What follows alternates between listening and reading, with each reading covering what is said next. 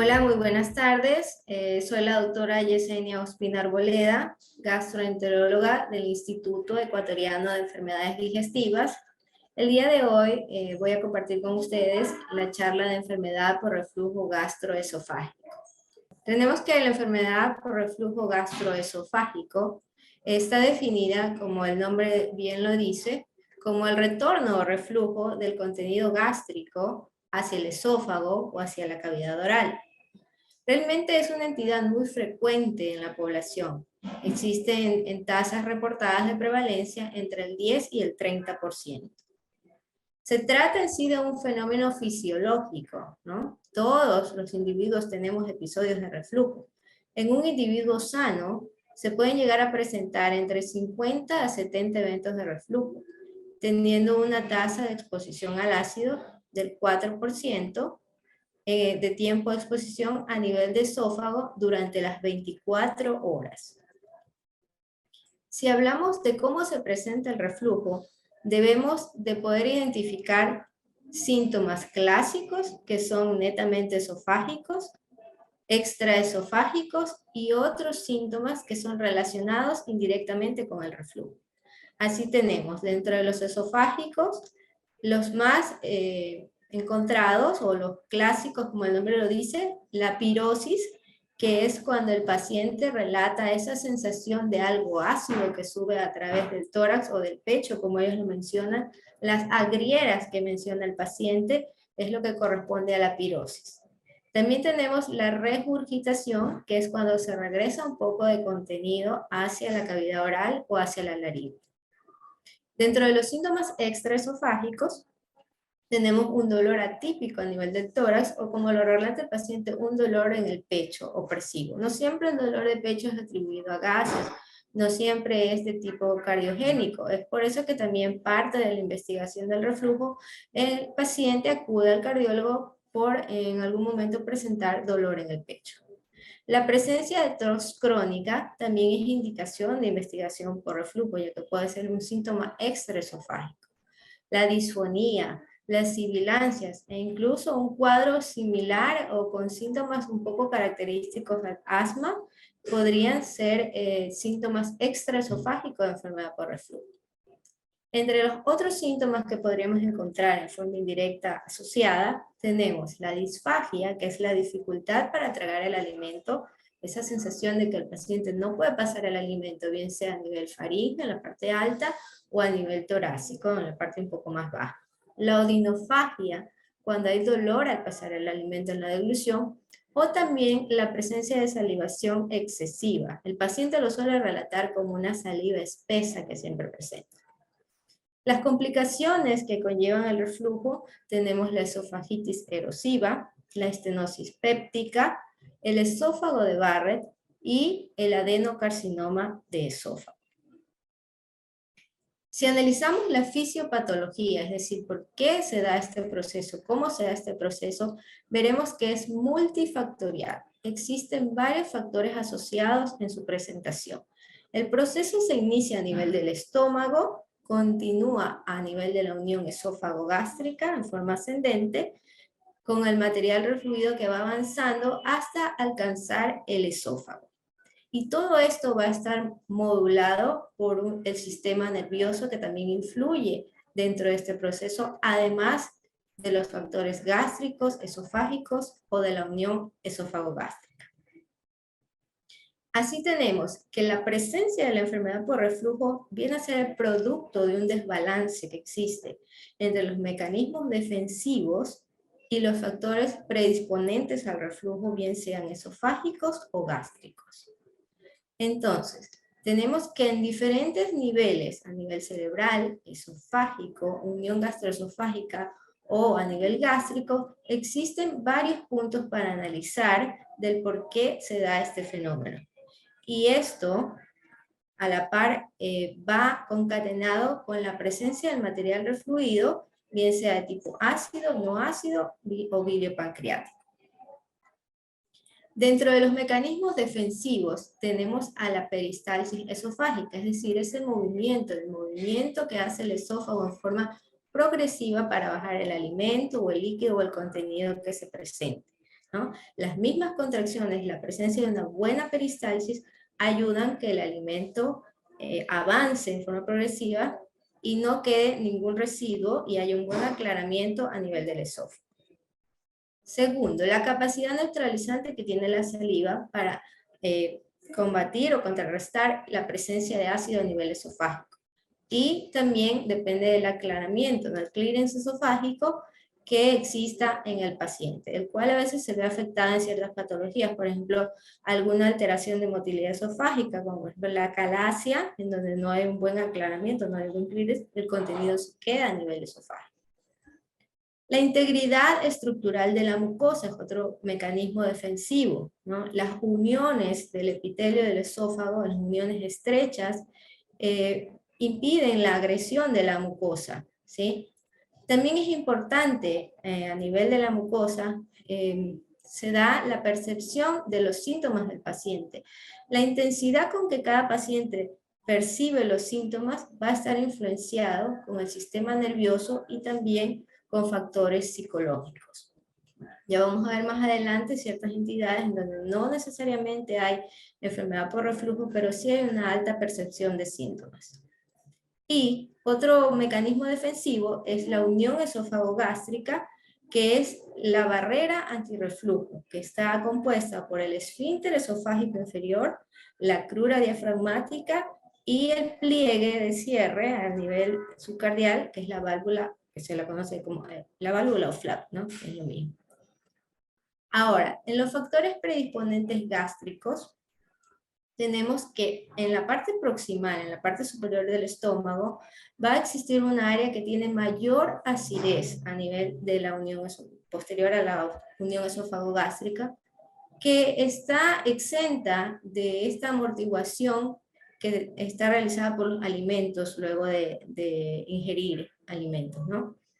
Esta área proximal en el estómago se conoce como pocket ácido, un bolsillo ácido, que es más o menos aproximadamente entre 2 a 3 centímetros.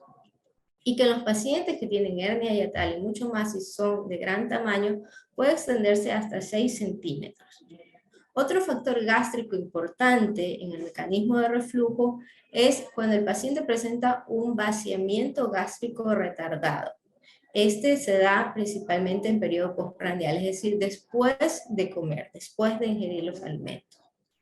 El hecho de que el alimento esté perenne, ahí estancado a nivel gástrico, va a dar lugar a que haya la posibilidad de que refluya el ácido hacia el esófago. Los factores predisponentes a nivel de la unión esófago-gástrica tenemos, por ejemplo, las relajaciones transitorias del esfínter esofágico inferior. Estas se dan principalmente después de comer, ¿sí? No tiene que ver con la peristalsis primaria, sino que se dan luego de que hay una ingesta de alimentos. La presión disminuida a nivel del esfínter esofágico inferior, es decir, al final del esófago, este esfínter, este músculo, que debe abrir o relajar para que pase el alimento y luego cerrar, puede tener una presión disminuida, lo cual lo hace sugestivo al que el paciente presente eventos o episodios de reflujo. También cualquier alteración anatómica a nivel de la unión esófago-gástrica puede ser predisponente para el reflujo, como por ejemplo la presencia de una hernia hiatal. Existen también otros factores, como enfermedades, por ejemplo, de tipo conectivo, que afectan a la peristalsis o el movimiento del esófago, pacientes luego de una miotomía por acalasia, donde ya el alimento cae por gravedad y por la presencia de la miotomía, este espacio queda abierto, da lugar a presencia de reflujo. Entonces, esto puede predisponer reflujo sin necesidad de que haya cambios a nivel de la presión del esfínter esofágico inferior. En cuanto a las relajaciones transitorias, como ya lo he algo mencionado, no son inducidas por las egluciones, se aparecen después de comer, prandiales, y persisten por más tiempo, más de 10 segundos. En las personas sanas, ¿sí?, el 30% de estas relajaciones transitorias se van a asociar a periodos de reflujo ácido. Y en pacientes que tienen diagnosticada enfermedad por reflujo, en cambio, esta asociación es mayor proporción, pueden llegar a un 65%. Ahora, para que estas relajaciones transitorias se presenten, el principal factor desencadenante es la distensión gástrica inducida por los alimentos. Por eso aparecen después de comer, ¿sí? Esta distensión por plenitud gástrica envía un estímulo al sistema nervioso central y que como respuesta da una relajación a nivel del esfínter esofágico inferior. También es importante, como ya hemos dicho, la presión basal del esfínter esofágico inferior, ¿sí? Este esfínter está formado por un músculo liso y la presión de él va a variar también dependiendo de la posición del paciente, ¿no? En posición supina, ese esfínter va a estar un poco más relajado, principalmente en periodo postprandial, pues después de comer. Es por eso que ahí surgen las indicaciones generales en cuanto a que el paciente, una vez que coma, no debe acostarse inmediatamente. ¿Por qué? Porque esta posición supina y la plenitud gástrica van a ser sugestivos de presentar episodios de reflujo. La presión de ese esfínter también se va a ver afectada por la presión intraabdominal, es decir, todo lo que distienda del abdomen y aumente la presión intraabdominal va a traer como consecuencia, ¿no, verdad? De que se permita empujar hacia arriba, hacia el esfínter esofágico inferior, y si este tiene una presión baja, va a ser bastante sugestivo de que se dé un evento de reflujo. Otro factor es el tono del cuerpo esofágico, ¿sí? Este se puede ver afectado en pacientes que tengan, por ejemplo, esofagitis severas, o que tengan aperistalsis, es decir, un trastorno motor en donde no haya peristalsis a nivel esofágico. Durante las relajaciones transitorias del esfínter esofágico inferior, se relajan tanto el esfínter como tal, así como el cuerpo gástrico. Ahora, en sujetos sanos, no hay esta inhibición del cuerpo, del esófago, ¿sí?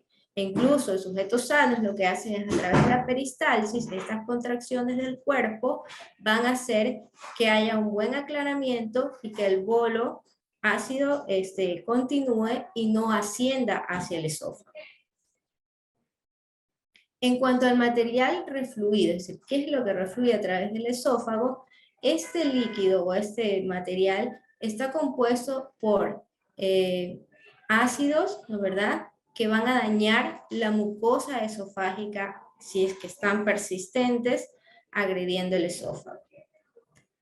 Este ácido es producido principalmente en el estómago. Está formado básicamente por ácido clorhídrico y pepsina, pero también puede tener ácidos biliares o enzimas pancreáticas, que van igual a afectar el esófago. El contenido que llega hasta el esófago puede ser de tipo ácido, es decir, que tenga un pH menor de 4, débilmente ácido, que esté entre 4 y 6, o no ácido cuando es mayor de 6. Este reflujo puede ser líquido o puede ser una mezcla de gas y líquido.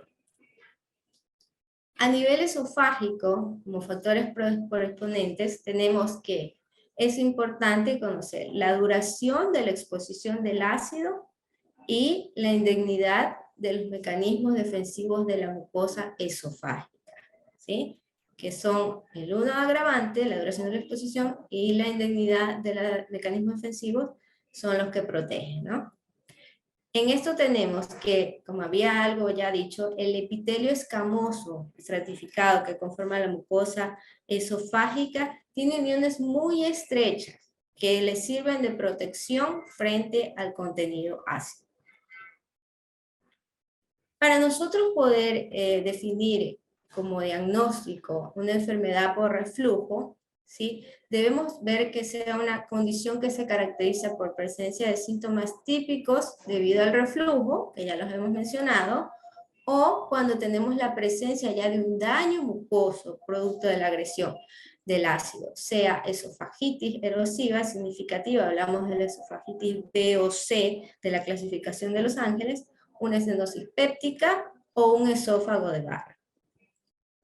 Para hacer diagnóstico de reflujo, no usamos el estudio como tal, es secuencial con diversos herramientas de estudio, ¿no? Pero ya vamos a ver cuál es la prueba de oro, la prueba fundamental.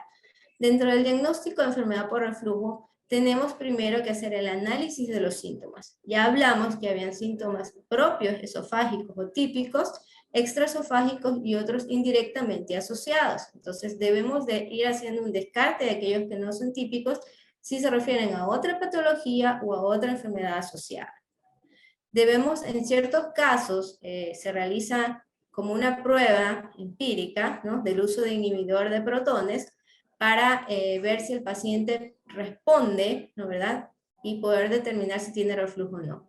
Pero todos estos ítems no pueden dar un diagnóstico por sí solos de enfermedad por reflujo, ¿no? Son parte del estudio. Otra parte del estudio es la endoscopía, la esófago-gastroendoscopía, en donde vamos a poder evidenciar lesiones ya producto del reflujo, llámese la esofagitis, la estenosis péptica o el esófago de Barrett. Y la pH-metría o impedanciometría, que realmente es la prueba gold estándar para el diagnóstico de esta enfermedad como tal.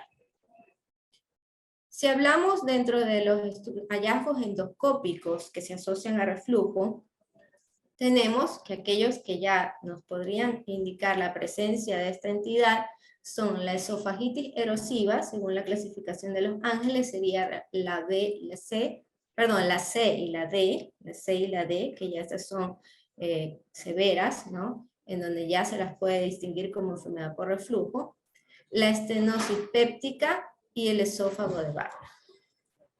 Aquellos pacientes que tienen un reporte de endoscopía normal, hay que tener en cuenta las diferentes presentaciones. Puede ser un paciente con enfermedad por reflujo no erosiva, es decir, donde la endoscopía va a estar normal, pero tiene una evidencia de enfermedad por reflujo por pH-metría.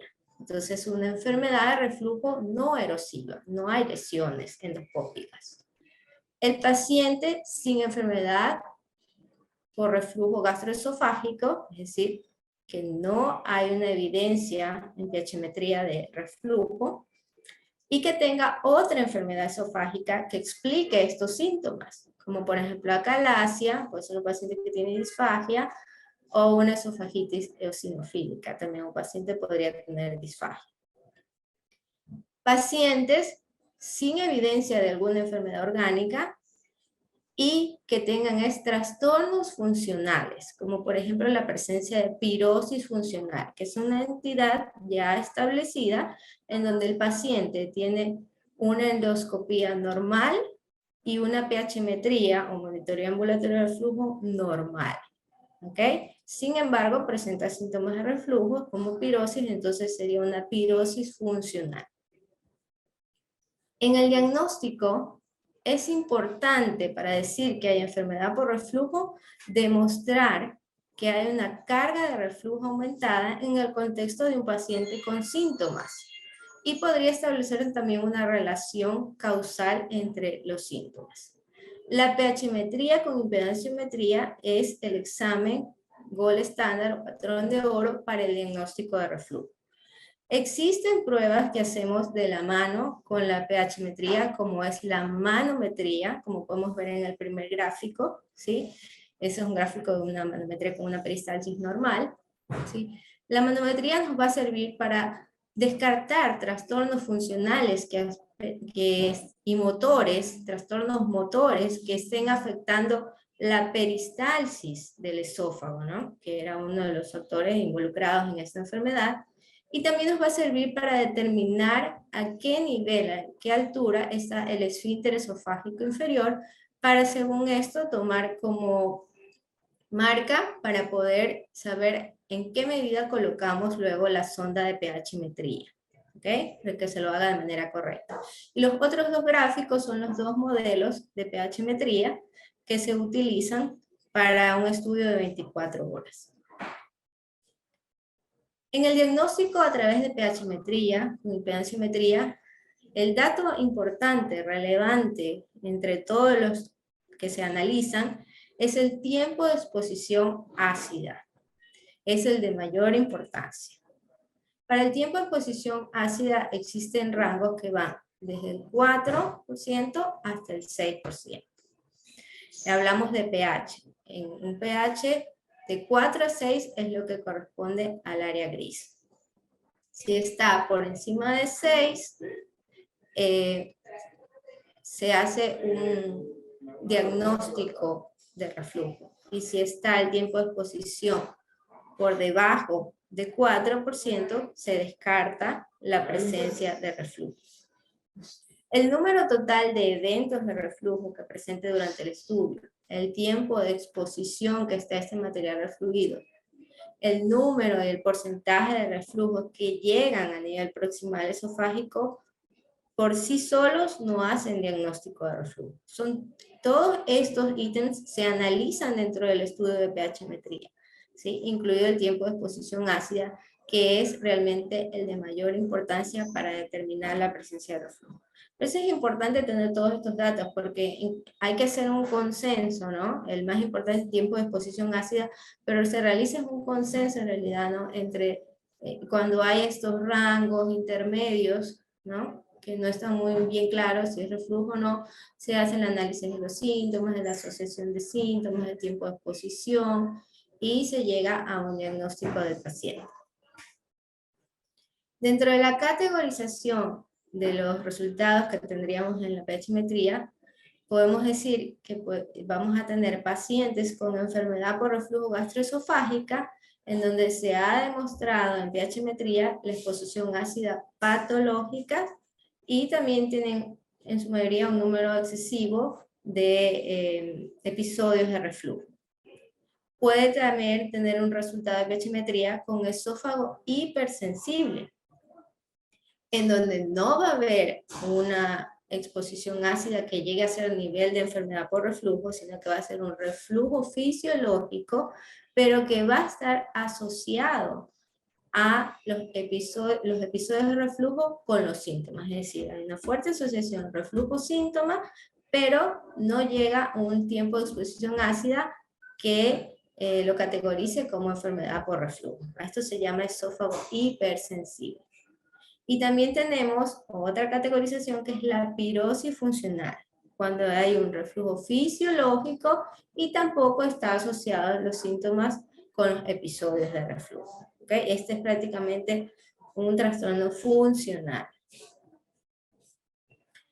Si hablamos de cómo interpretar los resultados de los test para reflujo, en conjunto, los endoscópicos con los de pH-metría, tenemos que para tener un paciente, de acuerdo al consenso de 2018, para tener un diagnóstico concluyente de enfermedad por reflujo gastroesofágico, lo podemos hacer si encontramos un paciente en cuya endoscopía alta nos demuestre la presencia de una esofagitis erosiva C o D, una estenosis péptica o un esófago de barra.